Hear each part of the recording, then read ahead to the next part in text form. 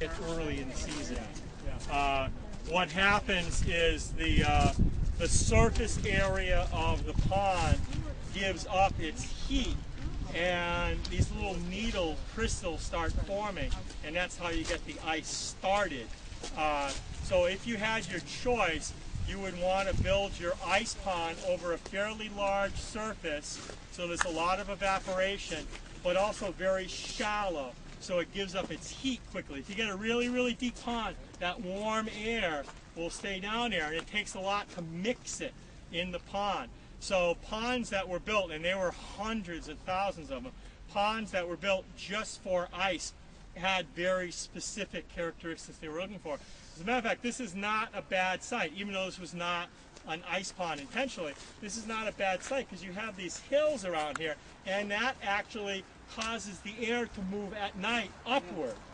So you get better cooling or better evaporation on this pond than you would if we were out in the middle of a meadow or something like that. So sometimes it's just by accident, but sometimes it's on purpose that the ponds work the way they do. Okay, who else wants to give a try at sawing here? Come on over. Go ahead. I'll give it a whirl. All right. It's not that hard. Probably easier to tie. Don't drop it. Be back in the spring. It's $175 saw. When you drop it, they get a bill.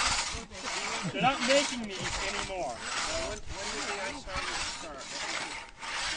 Depends on where you are, but I've seen in the 18th century that they start cutting ice at the end of December, but by the end of the 19th century, they don't really start cutting ice until the end of January, because we get out of that very cold period historically, so the ponds are not freezing up as quickly as they did in the 17th or 18th. You want to bring it up towards your shoulders, and then you roll it forward. There you go. And just repeat that just like a rolling machine. I'm hitting the bottom of it. No, you're not. There's 3-foot clearance between the bottom of the ice and the bottom of the pond, so you're not hitting the bottom. Could be a little stick, could be a leaf, could be a tooth on a saw, but you're not hitting the bottom. There's pictures of the Congamon Ice House up there in the second floor of the museum. They got some historical pictures up there. A lot of other stuff too. What have been into my second grade classroom? Oh, did you bring your tongs with you? No, I didn't, but I have a big bag. So I thought I'd bring my car down here a little later. Yeah, bring it towards the edge, yeah. No, I have to go back to here or here. Just keep going.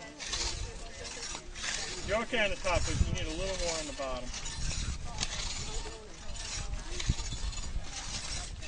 Now, there was a division of labor where there would be people that would only do sawing, and there were people that would only be breaking the ice off with the breaker bar, and there were people that were just working with the pikes. So by dividing the job down, I think you're done. By dividing the work, no, you got it. By dividing the work down, you're able to increase what your production would be each day. So you didn't have one person normally out here sawing a block, breaking up, sawing a block, breaking up, loading it in. They would have the division of labor that allowed you to, you know, like any kind of job. You have in any kind of factory, you have specialists where one guy might be running the lathe, and one guy was doing the assembly, and one guy was doing the painting.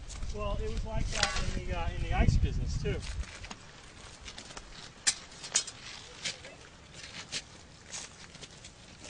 Put it stick on the side. Huh. Refroze, huh? And let me grab it from the end. Yeah, let me see if I can catch the bottom.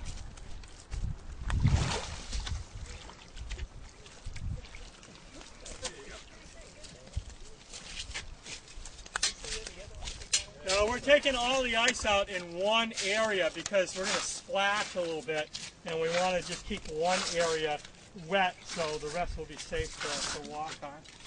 And what I'm going to do is I'm going to dunk the block down and then use its own buoyancy to help me take it right out of the pond without a lot of effort. And as long as you keep it moving, it will move very, very easily. Yeah, if you stop, they'll refreeze.